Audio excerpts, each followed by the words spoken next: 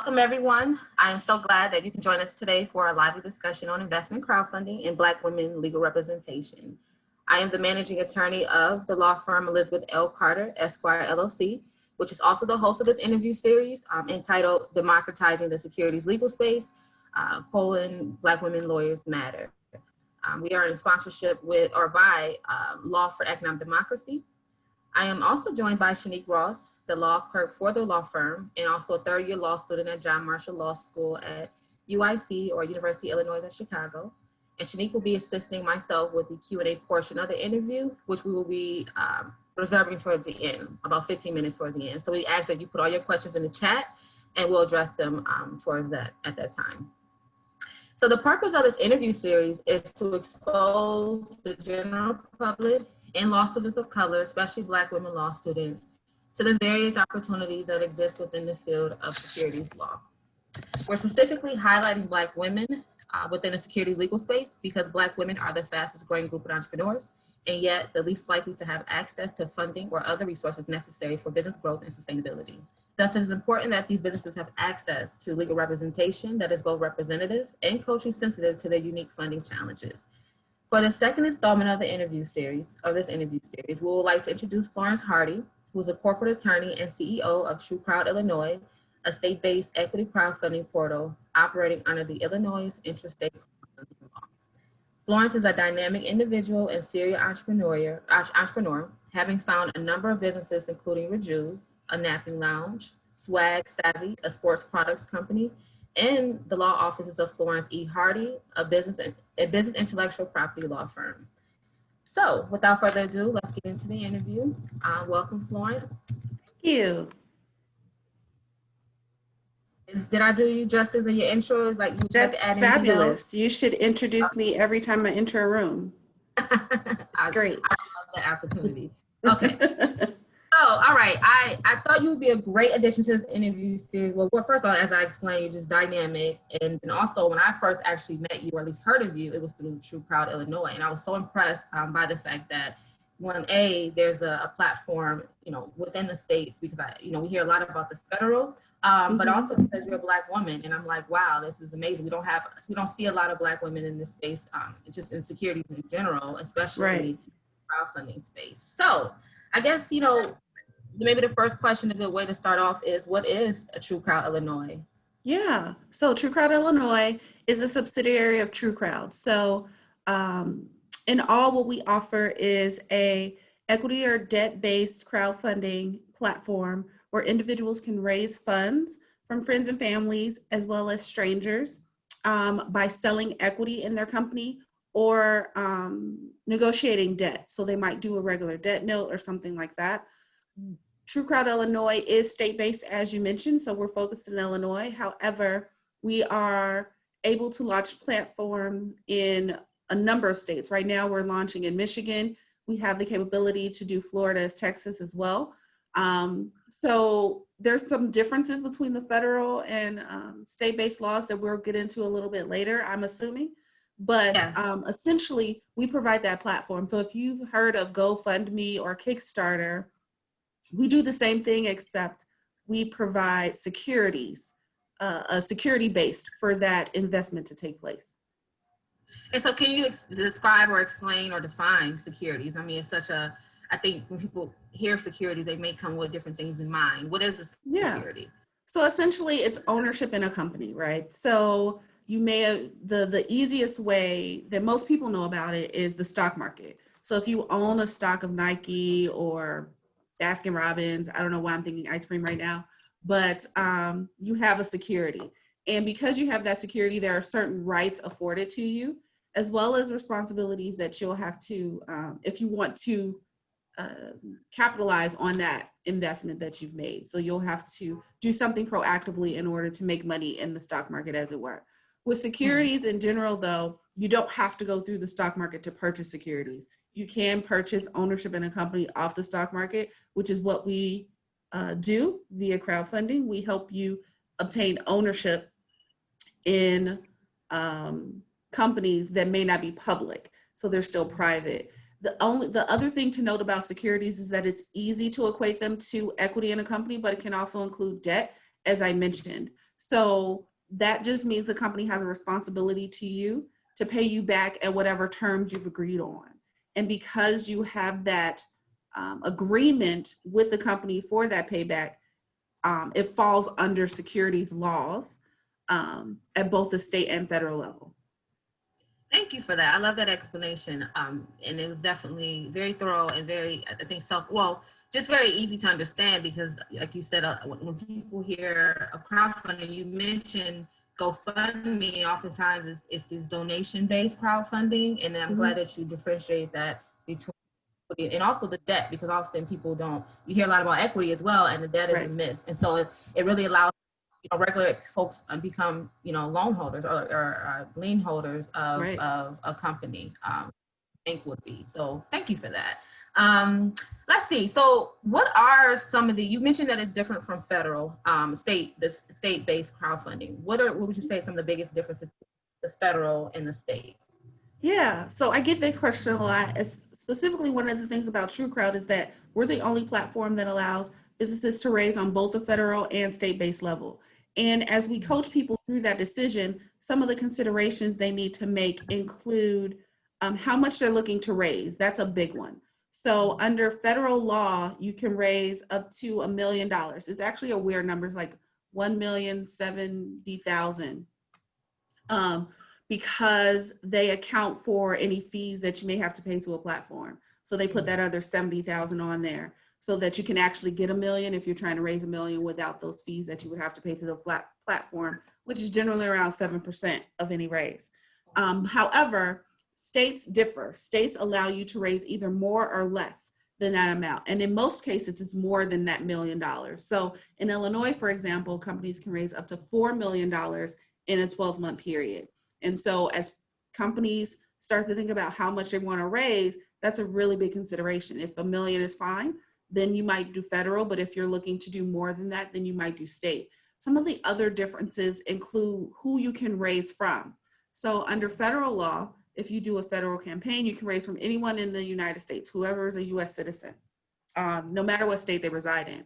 However, if you're raising under state-based law, you can only raise from investors within that state. So really, as we think about smaller businesses, I know a lot just want as many investors as possible, but there is some benefit to being able to touch your investor, to be able to meet with them, to be able to have them come into your space. And so in that instance, a state-based campaign may work best for you. You really have to think about who your network is and who you're reaching out to. One of the other big differences is how much investors can invest. So under federal law, an investor can invest up to $2,200 per year. That's across any number of campaigns. So if I see 5 campaigns I want to invest in, I only have a $2,200 bucket to pull from. So maybe I give 500 here, 500 there, 500, and so forth. However, states can be more progressive with that amount. So in Illinois, for example, investors can invest up to $5,000 per campaign. So what you tend to have is that state-based campaigns allow for larger investments on an individual level because I don't have that same ceiling that I do at the federal level.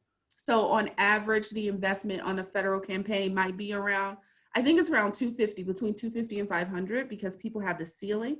In Illinois, what we're seeing, the average campaign or the average investor invest about $2,000. So what that also does for a state-based campaign, and I'm a little biased, obviously, but it gets you a better class of investor, right? So people who invest $250 are very different from people who invest $2,000, just in their expectations, their knowledge of the field, and so forth.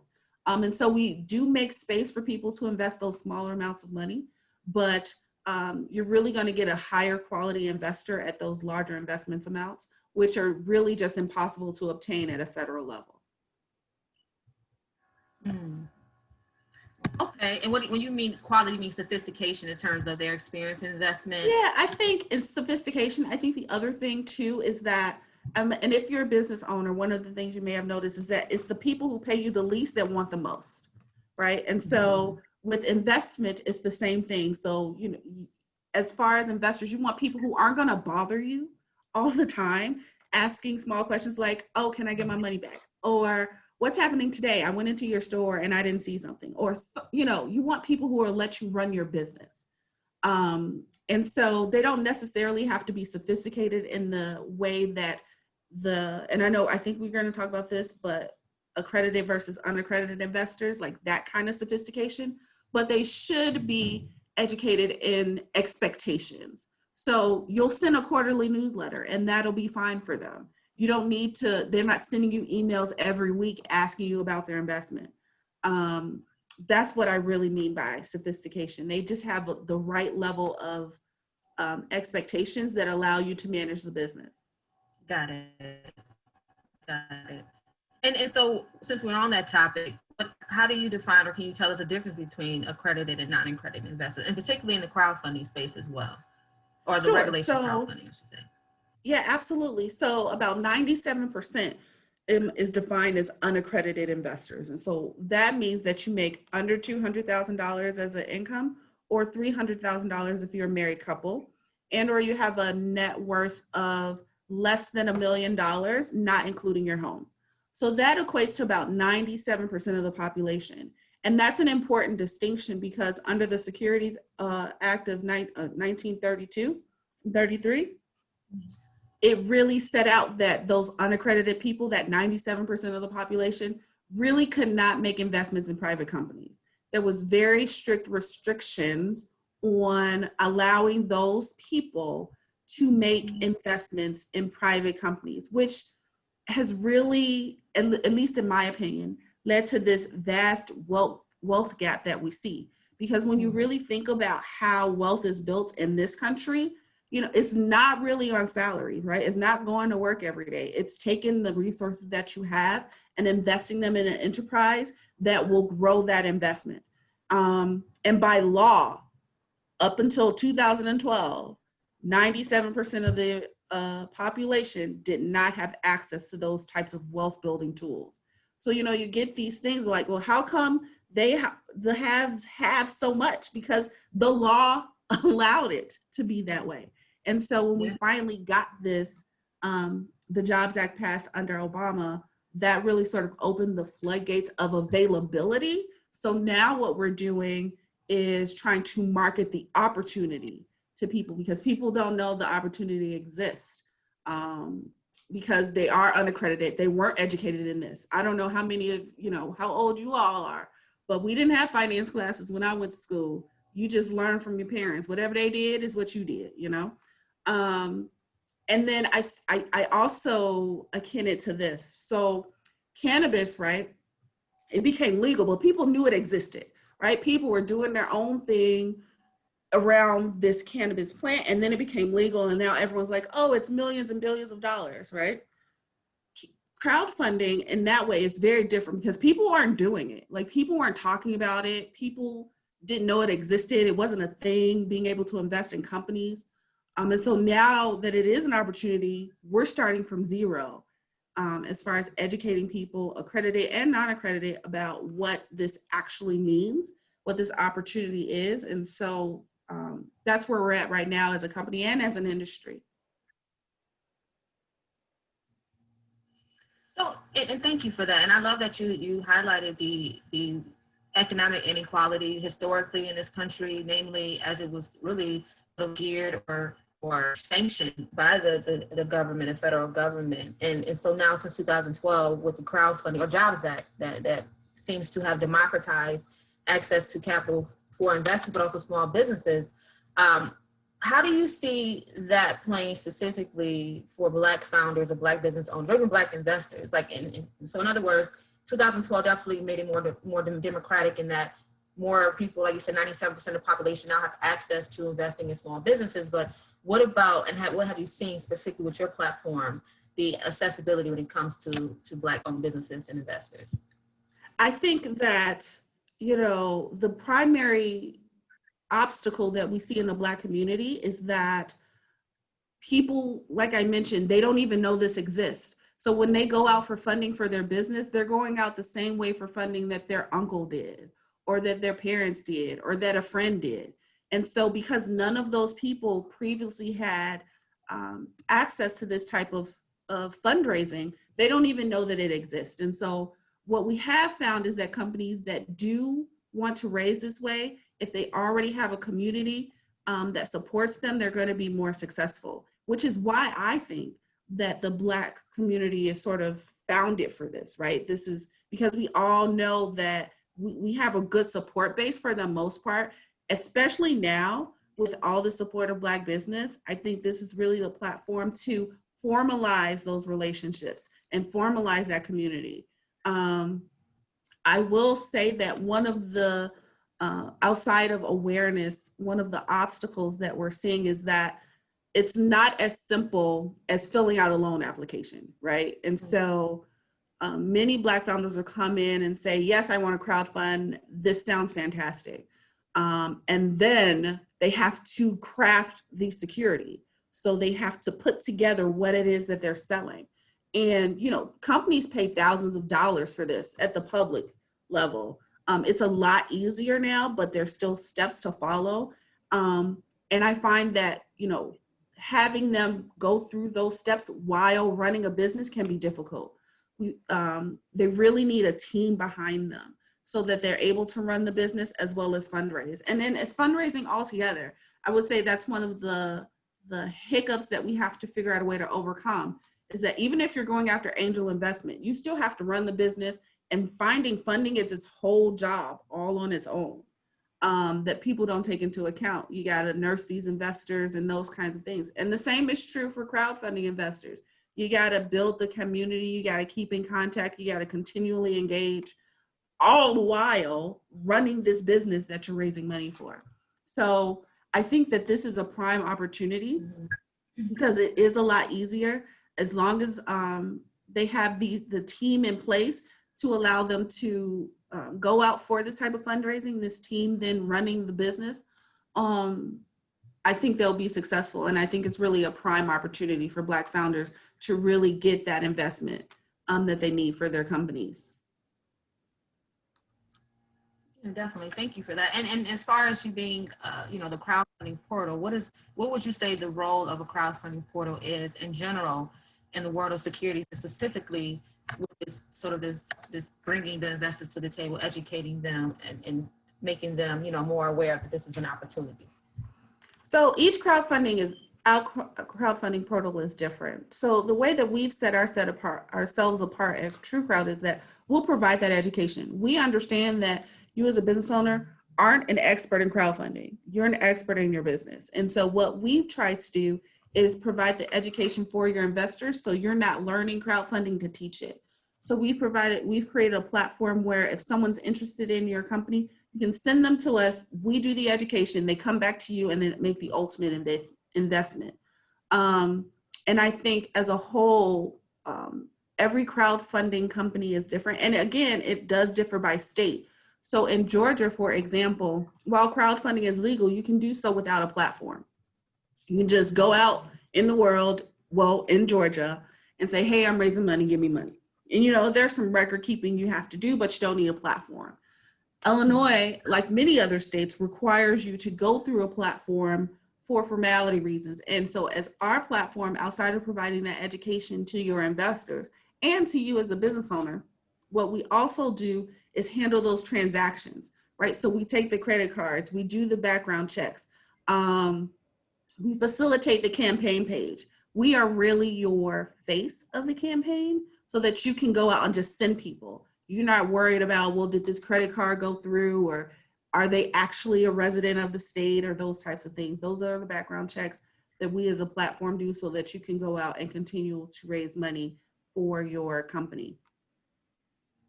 Awesome.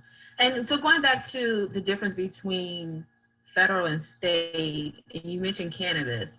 So explain how a cannabis business can take advantage of TrueCrowd or the state crowdfunding in the ways that they cannot at the federal level.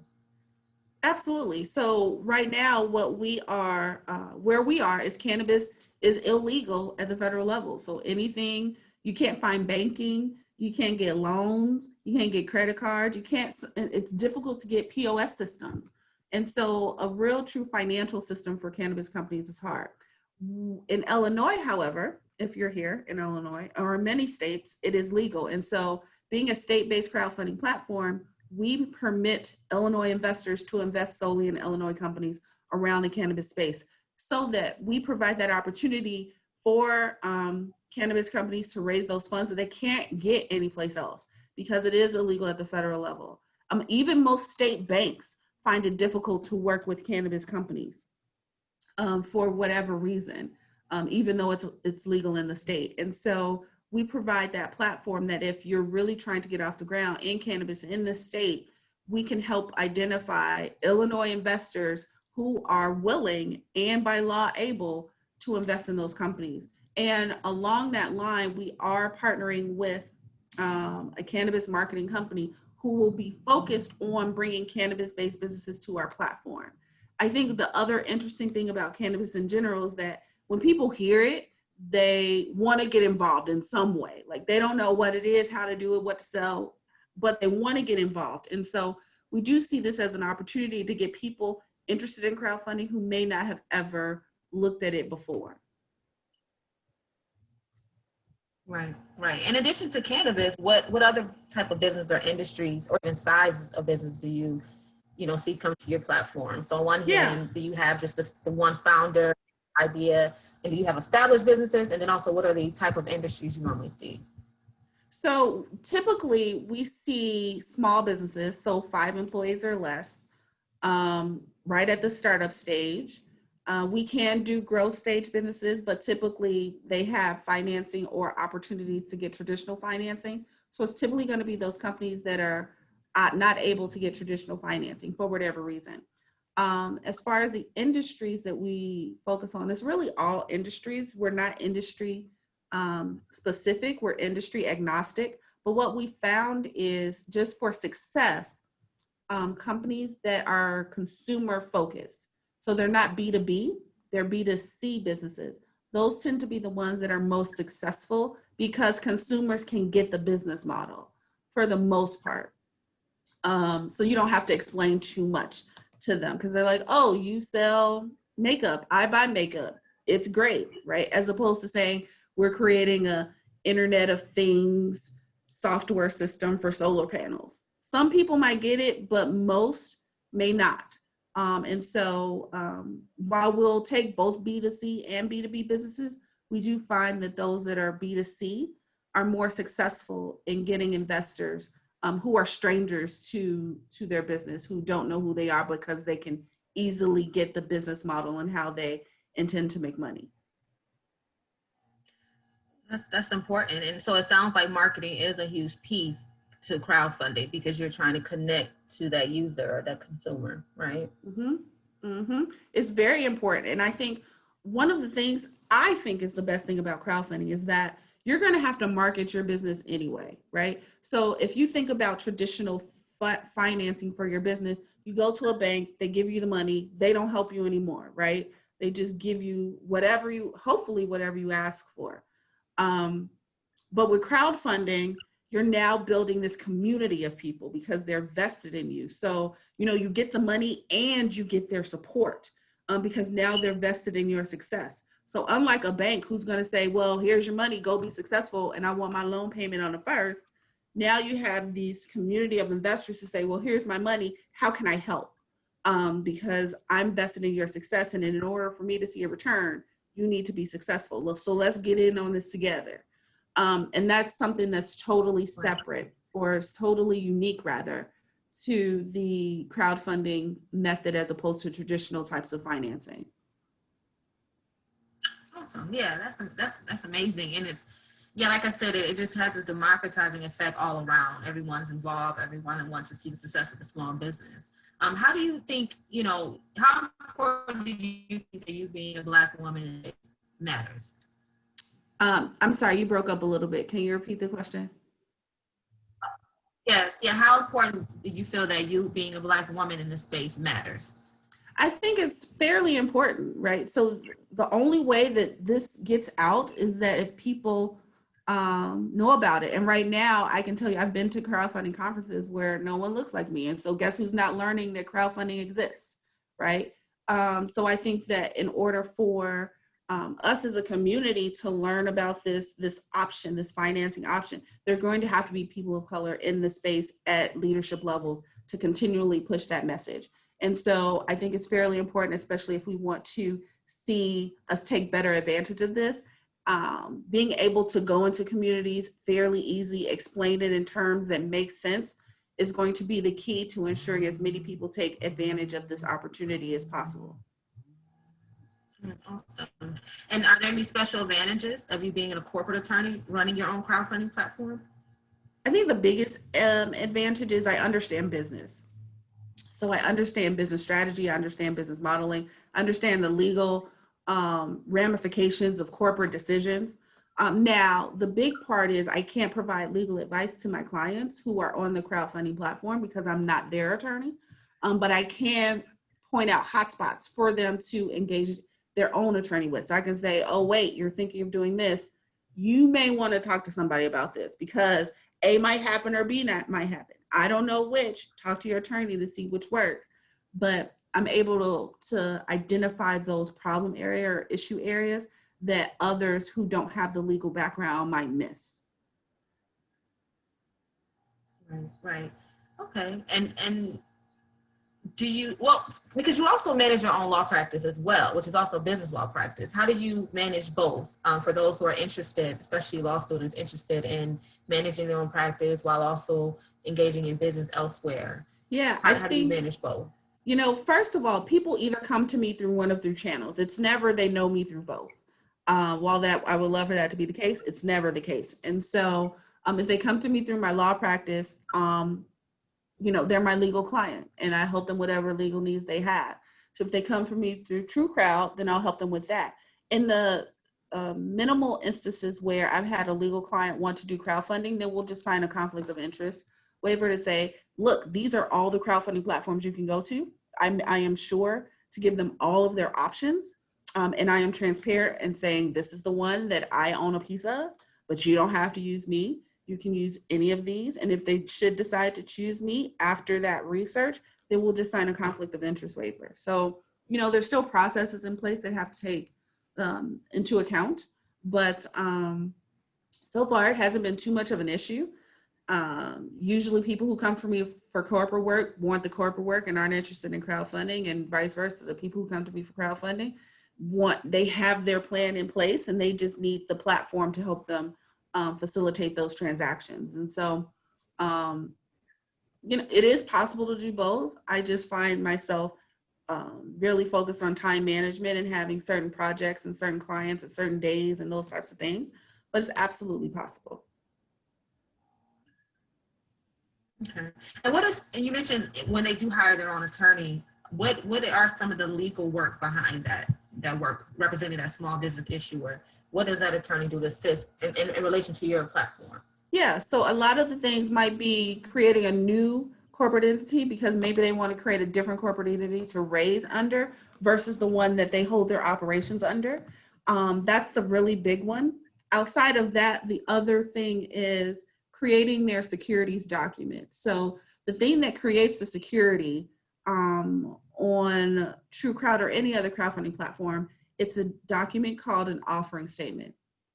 And so this offering statement discusses what the security is it equity or debt, how much it's worth, what are the payback periods, if any, what are the risks to this investment, what is the current ownership of the business, and so forth. So all these points of information that the law requires you give to any person who's interested in investing. Again, interested in investing, not actual an investor at this point. And so coming up with that document generally requires legal assistance. That document can usually be anywhere from 30 to 40 pages. So you can do it for yourself. We actually have a template on our website. We just recommend that at the very least, even if you do it yourself, you have an attorney review it to cut down on legal cost. And then after the investment takes place, now you have these shareholders for the most part, unless it's an LLC where now you have these additional members. Now you need the shareholder agreement or the membership agreement for those now investors. And so the lawyer might help you draft that specific to, you know, if it's a shareholder, you might want to have different class of shares. Did you think about that? What are the rights you want to give to these specific class of shareholders, which may be different from people who invested already or who may invest in the future? So those three things, the corporate setup, the offering statement, and then the ownership documents after the investment is complete, are really the things that a lawyer can assist a business with if they're planning to raise via this method. Do you think that as an attorney running a crowdfunding platform, and this is for others who may be thinking of as a career option, do you think it's a viable career option? I hope so. And as a follow-up, I think as a follow-up question, what would they need to do to prepare for something like this? Yeah, so I hope it's a viable career option. I've been in this space since 2015. It's fairly new, right? I was following the law when it passed in 2012 because I was like, why is it that all these rich people keep getting richer? It's not fair. I want to invest in Groupon too, those kinds of things. So I was following the law when it passed in 2012, and then I got the opportunity to run this company in 2015. So I've been in the space a while.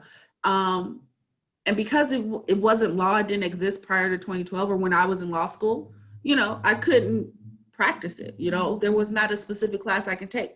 I can tell you that I took a lot of as many corporate classes as I could in law school. I did take a securities class in law school just to understand how the business buying process worked. But really, this is just like anything. You can learn it through a CLE or something like that.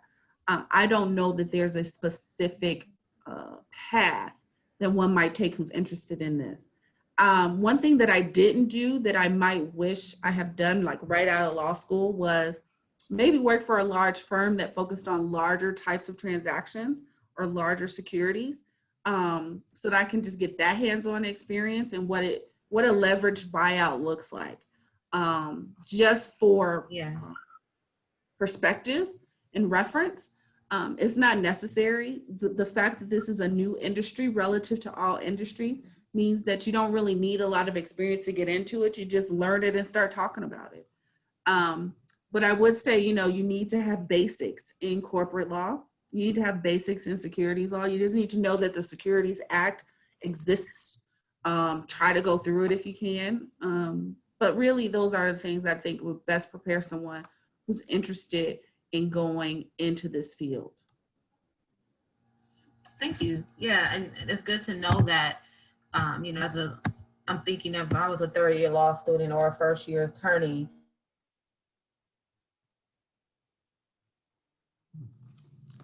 Oh no.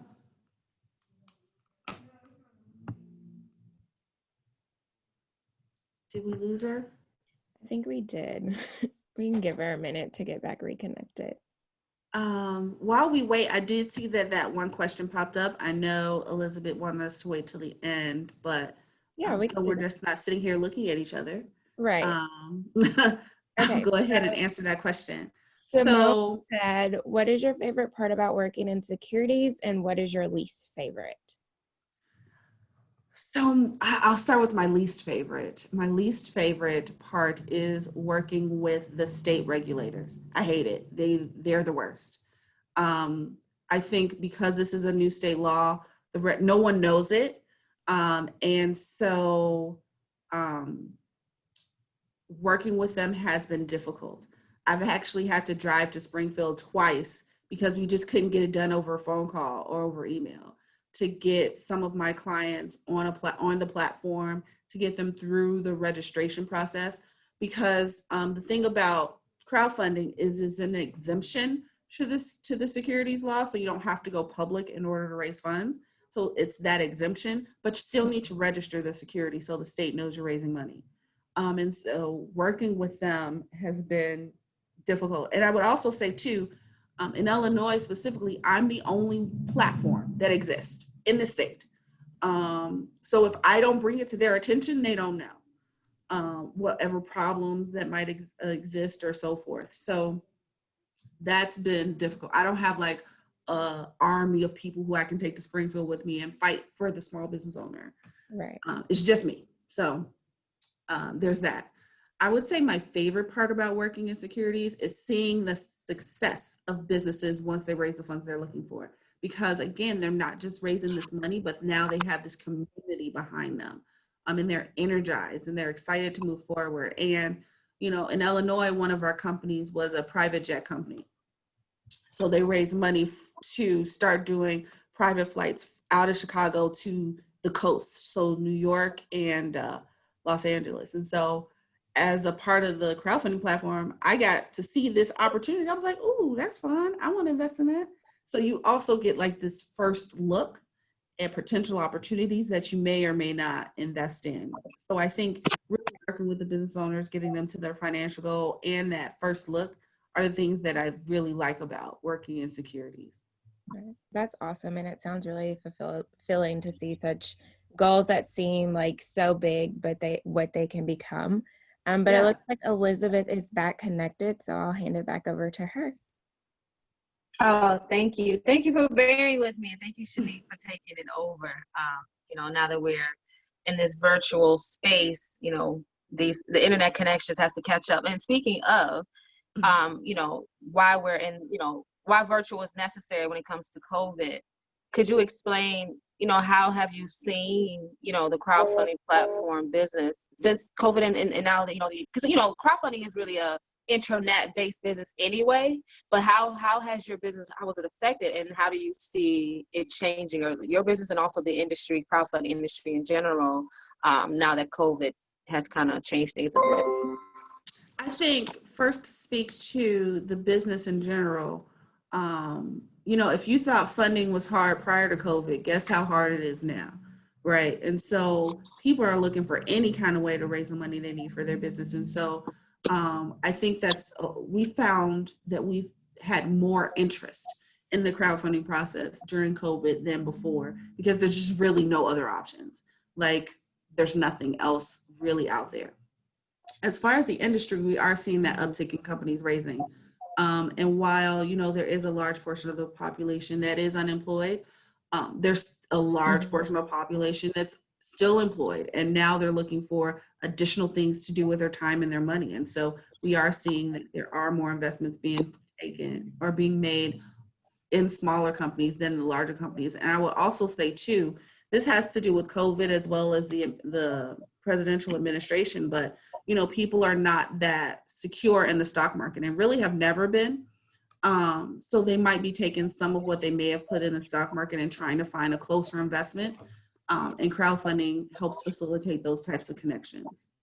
Wow, that's good to know. Like you said, I mean, on one hand, obviously, you know, this has been a tumultuous time and an uncertain time, but on the other hand, it's kind of have a positive impact on how we think about doing business, how do we connect to one another. And so it's good that you've seen, you know, a resurgence or maybe an uptick when it comes to crowdfunding. So it just gives us, you know, really hope that in the future we'll see more of the industry becoming more well-known and popular. As you were mentioning before, part of it is people just don't know it exists. Right, right. Good. So if people wanted to dive deeper into this, what is the best resources for people to dive deeper into this topic? I think reading the actual, well, if you're thinking about state-based, reading the actual securities law is not that long. Reading it and really getting the intricacies of it could be helpful. Hey, come help me. You'll learn firsthand everything you need to know. About I like you, Nicole. You'll learn firsthand what it takes to get these companies off the ground. I think the other thing too is to really start building your, I don't want to say expertise, but resume as just being the connector for businesses. If people know to come to you for any business question they have, that'll be very helpful once you start to get into this space and really say, well, you know, all businesses need money. Here's one way to do it. And all businesses need community to be successful. Here's a way to do it. As I tell some of my prospective clients, you know, if there's a pizza shop in my neighborhood and I've invested in that pizza shop, guess where I'm going for pizza, right? So it's not just about the initial investment, but it's about the community, the subsequent investors that you'll get as a result of doing this type of fundraising. Awesome. Well, we're now at, well, thank you. Thank you for all of that, just wealth of knowledge around this topic that, again, that is so still very new for many people, but yet so I've seen a surge of interest as well. So let's just jump into some of the questions from the audience. Shanique, you want to manage? Sure, I'll take it over. We already did Simone's question, so we'll move on to Nicole Reeves. Nicole says, is there a comprehensive source of state-to-state securities regulations? So there is one lawyer, the lawyer who actually wrote the law for Illinois. He has a website that he posts each state's crowdfunding regulations on. The name of I can't remember the name of the site. I would have to look it up. But the lawyer's name is Anthony Zeoli, Zeoli. So if you search like Anthony Zeoli blog or something like that, you'll get all of the state-based regulations in one place. And the last time I checked, he updated them, but I can tell you that was over a year ago that I checked his blog. So you might want to check to see if he did regularly update it. I don't think there's any new states that's come on in the last year, but that's the best place to look. Yeah, and I also think University of Illinois in Chicago published a report. You probably would know of Florence, but I recall that they have a report for all the state. I believe the clinic, the Solidarity Economy Clinic, prepared it for for the crowdfunding states. And I'm sure I actually don't know about that report, but I will look it up now. Okay, well, thank you. I'll put his name in the chat too, but Nicole has two other questions. She says, what are your thoughts around the surge of SUSU platforms? Are they legitimate? And if not, is there a way to transition to a legitimate platform? So I think there are legitimate ones and illegitimate ones. The biggest sort of red flag to me, as far as a platform is concerned, is if you're required to bring more people. If you're required to bring more people, that's illegitimate to me, because I should be able to make money based on the investment that I made and the people in my group. So if we're all saying, this is 10 of us, we each give $100 a month, and then one of us gets it, fine. But if you're saying, in order for me to make money, I got to bring in 2 more people I'm not doing that, because that to me is pyramid. That's what it means. That's how a pyramid looks. So, I think that people just have to be more, or people have to be very suspect of them, because the other thing about these is that they're not regulated. So what if you don't get your money in the end? Who are you going to go after? That's it. Thank you. There's no regulating body for these things. So if I put in my $100 and then the person at the top of the group runs away, where am I? I can't go to anybody to complain about that. So that's the only thing. But if there are groups in place, if it's, your family, and that's generally how it works, right? It's a community of people who know and trust each other. And if it's strangers, then you don't have that. So to transition to a legitimate platform, again, this type of thing isn't regulated. So, legitimate is relative, but if it's more about best practices that you would put in place in order to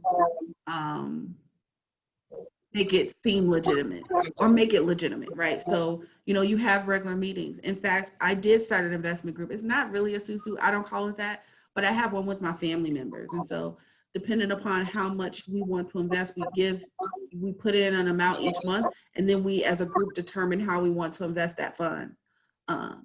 We can decide, hey, cousin George needs it today, so we're gonna give it to him, and then we'll just pay ourselves back. Or we can say we're gonna use this fund for a real estate project, or whatever it is.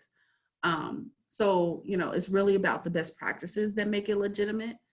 If you just putting your money in an envelope and giving it to, Bob, that's not legitimate to me. So that's really what I would say.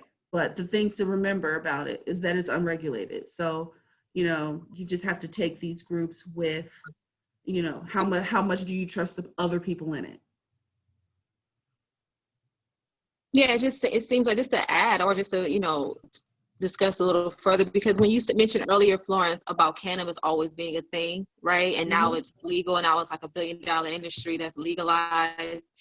You know, we see crowdfunding, well, especially with the Black community, has always been a thing. You know, Susu's, going back to, you know, the Africa and the diaspora, and has always been a thing. So now with the crowdfunding, it's more so the legal way, or the more formal way to do it with not only your family members or your community members, but with those who may not know you as well and more distant. And so, you know, having it to be regulated in that way because of that sort of distance, it's good to have the crowdfunding and crowdfunding attorney there with you. Yeah, I think that's a good question though, because that was starting to become a thing again, or at least more, you know, publicly. Yeah. And so, like, I did see them pop up, and I was like worried, like, what do we stop? Don't do that. Like, what?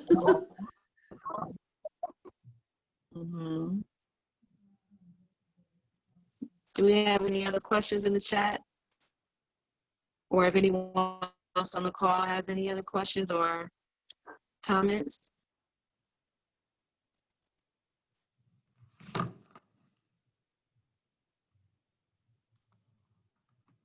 Okay, well, this was good.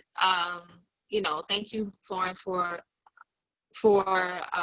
you know, really taking the time to really show your expertise, and to, you know, share your knowledge around this, again, very important topics, particularly for Black and Brown founders, and others who have trouble getting traditional funding because of, you know, systematic racism. I think, you know, what's been happening with the rebellions and just the political climate, now we're realizing the importance of investing in Black and having and expand those opportunities. So this was super important. And I think your role as a Black woman in this space, like you said before, just seeing you will show others, like, oh, this is something for us. You know, for a community disenfranchised, a lot of times, you know, home looking at it, that's not sure if we're safe to move forward, or if it will actually benefit us. So just seeing you and others in the space that look like them will definitely, you know, open that door and provide more awareness around it. So again, thank you for sharing that. And this will be recorded, or is recording,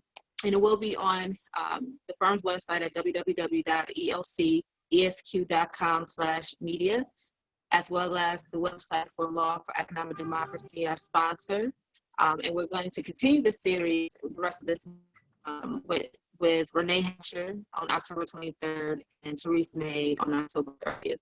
So we encourage you all that's on this call, and those who will watch the recording, to join us on those other two, you know, really seeing the various roles that within the law, within the securities law, and particularly Black women law students or lawyers to get involved would be great, you know, just to see how are we, you know, really using this skill, how are we reaching public around issues. So again, we encourage you to join us there, and there will be more details again to follow. Once again, thank you, Florence. Is there anything you want to add before we log off, Florence? Yeah, actually. So two things. First, you can reach me. I'll put my email in the chat screen. If you have any questions in the future, you can reach me at my email, which is florence@truecrowd.com. Or yeah, that's the best way to reach me. The second thing is that we're launching a new marketing campaign where our goal is to help 1,000 women-owned businesses raise $50 million from 10,000 investors. So our goal is to get that 1,000 businesses first. So if you are a women business owner or know any women business owners in the state of Illinois, let me put that on there. You know, we are pushing to get them signed up. We're reducing our fees in order to make it easier for them to sign up. So just send me a link or send me a connection. We're actually going to officially launch this in about 2 weeks, right before the Christmas holiday, so that people can invest as a gift, or, you know, it's not a gift, it's a real investment. But instead of saying, hey, I'm gonna buy you some socks, it's I'm investing in your company, you know? So if you know anybody who is interested in raising, or if you know anyone who's interested in becoming an investor, doesn't know how to get started, doesn't know the difference, they can sign up for our education program and be ready to invest once our company's launched. So contact me at truecrowd.com if you have anyone in one of those two buckets, or if you have any questions that I can answer in the future. Thank you. Thank you for that, Florence.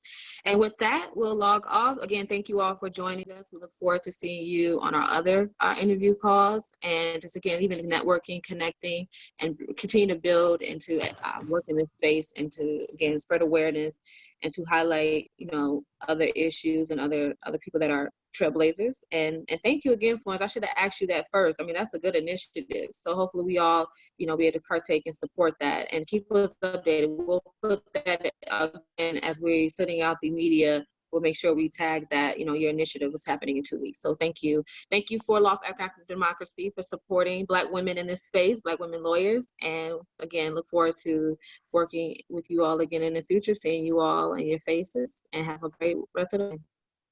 Thank you.